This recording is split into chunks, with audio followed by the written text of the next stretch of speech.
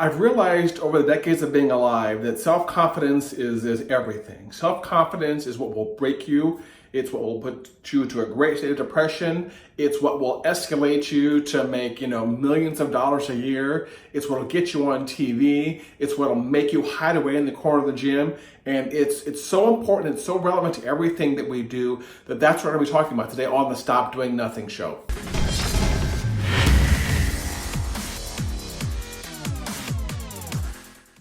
Hey, my name is Patrick Allman with StopDoingNothing.com. Been in business several years, been alive a lot longer than that. And our most popular podcast in the past on the Stop Doing Nothing show has been one about self-confidence. So I thought we'd go into a little bit more detail about that today. And as always, I welcome your questions and comments. And oftentimes when people are afraid to ask questions in public, they'll DM them to us, they'll text us to us. So our office number is 405-217-4752. If you ever want to private message us a question because you're afraid to say it in public, we will answer it on camera and keep your name anonymous. Okay, let's go into a little bit more detail. First of all, about what really gives people low self-esteem and low self-confidence, and some of the things we can do to kind of flip that around, or some of the mental tricks I've learned in my life to flip that around and use that to my advantage, or make me see things in a different light.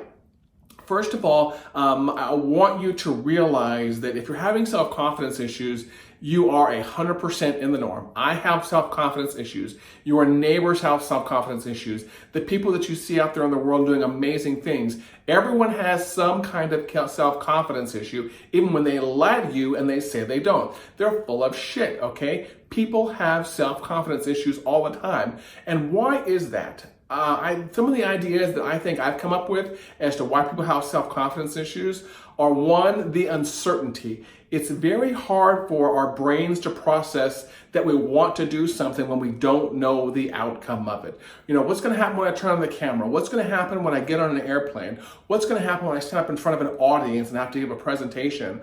Or what's going to happen when I want to start my own business, or I want to approach somebody that, I find is attractive? I don't know what's going to happen. If I approach someone that's attractive, they might reject me. They might call me a fool. They might laugh at me. They might say I'm too short. They might say I stink. I just don't know if I can deal with that kind of rejection. That right there, that unknown can kill you if you're the kind of person who's trying to approach someone. Well, what if you're the kind of person who's trying to start your own business? Well, you don't know what the paperwork is you're going to have to do. You don't know how much money you're going to make. You don't know if you're going to have any clients. You don't know if anyone's going to buy what you're selling. That'll kill your self-confidence right there when it comes to starting up a business. Same thing goes true for someone like walking into a gym, or someone who wants to lose weight, is they don't know what's going to happen.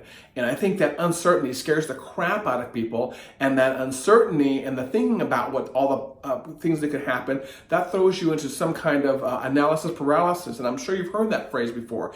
And when you're in analysis paralysis, you're not going to take action and you're not going to do things. And that's a perfectly normal, psychological behavior pattern. When we don't know things are going to happen, it's scary, it's fearful, and it kind of bothers us that we don't know what the future is going to be. So we don't want to dip the toe in that pool. We don't know what's going to happen when we jump into a new adventure, or when we put ourselves into an uncomfortable situation. And when we don't know that, it's scary as hell, and we're not going to decide.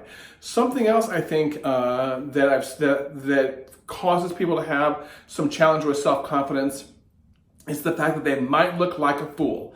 When you start a business, you might fail. You might fall flat on your face. When you approach someone who you think is attractive, they might laugh at you.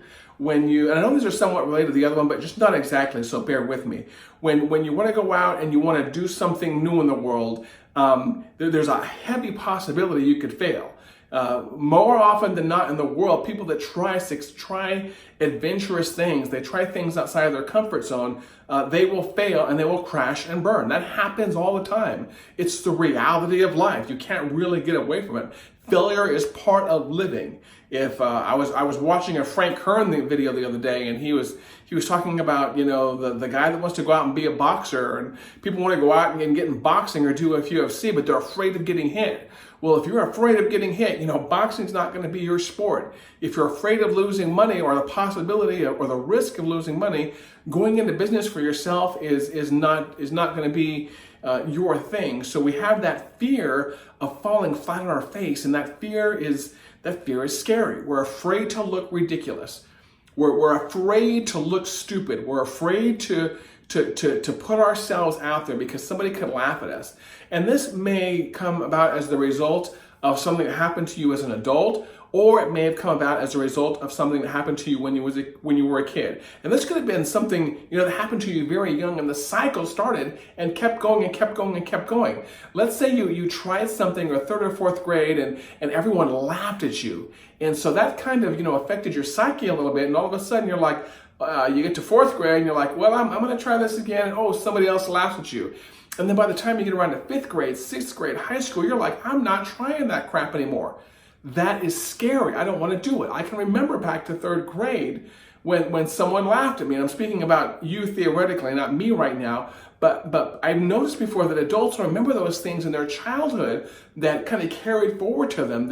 And that's when the root of things happen. And that's why it's so important. This could be a whole separate video. That's why it's so important to encourage our children to basically take risks, because those are going to be the people that succeed. But getting back to what I was saying, something could have happened to you when you were very young that carried forward to the point where you went through high school, you went through college, you joined the military, and because that affected you when you were so young, it kind of killed that part of your brain that was yearning for excitement and adventure, and it makes you very risk averse. And that's something that could have happened then also. And you may not even know it. You may not even know, why you're fearful of jumping into something, why you're afraid of something. You have no idea, but it's in your brain. It exists and it affects you. And so you become very risk averse. So those are the two possible ones right there. I could probably go into some other ones here off the top of my head, but I want to talk about those for a little bit, and see if I can give you some good ideas to get past that, okay? The first one was the one of the unknown. And I'm going to tell you, as someone who's been in business for 21 years, that I still go through periods of unknowns. And the more experience I have, the more risk, I'm allowed to accept and absorb that risk, but there are still plenty of times where we don't know what's going to happen. When I get in my car right now in the office and I drive out and I make a left and a right and a left, I have no idea what's waiting for me out there. Could be a tank barreling down the road, could be an out-of-control semi, it could be a 170-year-old grandma driving 5 miles an hour getting in my way. Okay, I have no idea. However, that should not inhibit me from going out there and making that left, right, and that left and getting back on the road out there.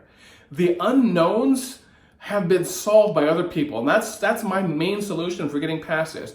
Whether it's a relationship issue, a technical issue, a public speaking issue, an exercise issue, a self-confidence issue, the unknowns are always there, and they've already been solved. I already know what happens if I get out on the road and an unknown comes in front of me. My experience has taught me what to do and how to act. And so I can get through that stuff pretty easily nowadays. But when I was a beginning driver, you know what? Not necessarily. It wasn't that easy. Experience helps you get through the unknowns that affect your self-confidence. And so my goal and my trick I've always taught people is to go out there and get more experience in certain things. And there's various ways you can do that, but the more experience you have in something and the more you see that it's not as scary, it helps give you a self-confidence. And I've actually seen this recently a lot when I've taken CrossFit. I've taken up CrossFit here recently. And there's a lot of unknowns in CrossFit, especially for a big guy like me, as to how things are going to work. Can I lift this? Can I move this fast? You know what? I suck at CrossFit. I've learned there is so much I can't do. And every single day we go into a CrossFit class, there's the WOD up on the board, and he says, we're going to do 5 of these and 10 of these, and we're going to sprint 50 yards back and forth. You're going to do 22 of these, and you're going to balance your partner on your shoulders. That stuff every single day is unknown, and I have no idea how I'm going to do it.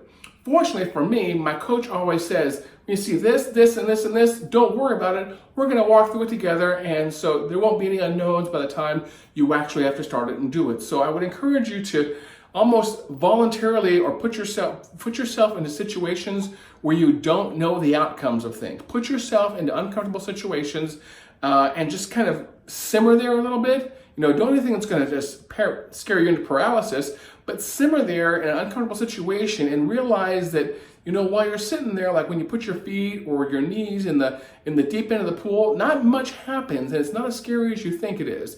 And that will hopefully affect your self-confidence and let you see that that fear that was ingrained deep in our psyche is not as bad as we think it is.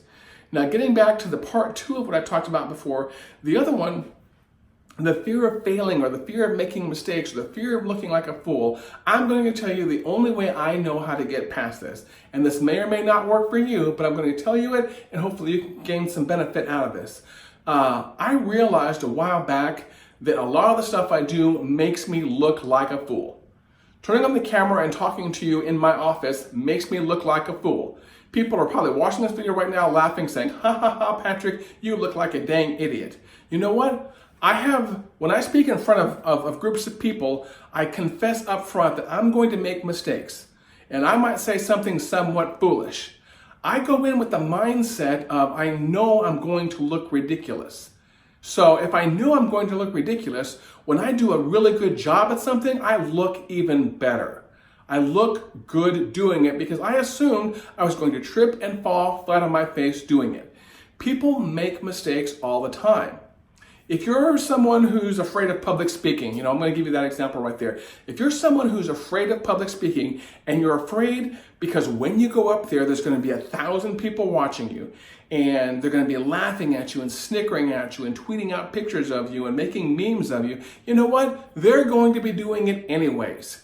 There was a great quote recently from The Greatest Showman, one of my favorite all-time movies, and there's a scene where the guy who plays Barnum, P.T. Barnum, goes to the dwarf guy. I don't know probably the correct term right now, but he says, you want people to laugh at me.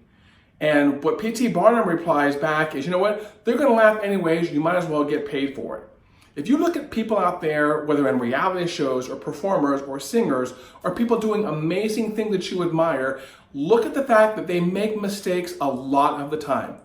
Pro basketball players shoot forever and ever on practice shots and they make a lot of missed shots, a lot of mistakes. Public speakers say their ums, their ahs. People start up businesses and fail and start and fail and start and fail and start and fail over and over and over sometimes before they hit the home run.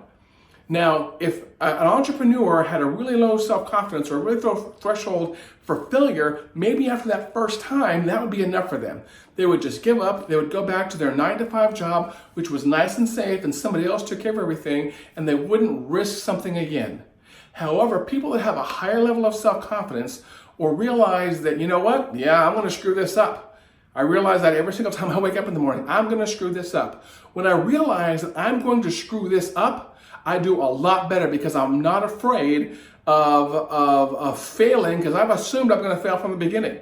Now it's just my job to back out of that failure and go forward and do what I can to mitigate that so my failure doesn't look as big or as ridiculous as it normally would. So if you're someone who's having some self-confidence issues, do me a favor and comment or reply back to me somehow on social media and let me know if these tips have been helpful. I'll be doing some other videos on entrepreneurship and self-confidence. If this was useful to you, also do me a favor, subscribe on YouTube and like, share, and leave a rating over on iTunes or Spotify, whatever your listening platform is.